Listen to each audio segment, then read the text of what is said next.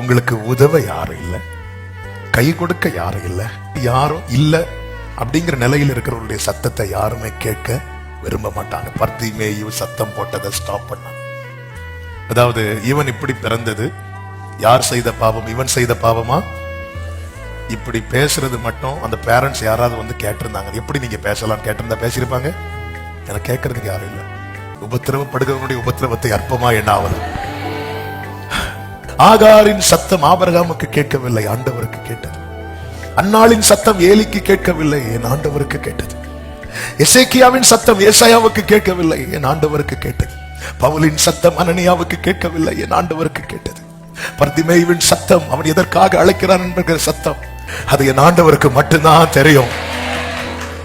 பாஸ்டர்ஸுக்கு கேட்காம போகும், பேரண்ட்ஸுக்கு கேட்காம போகும், ஆனா அவர் அறிவா.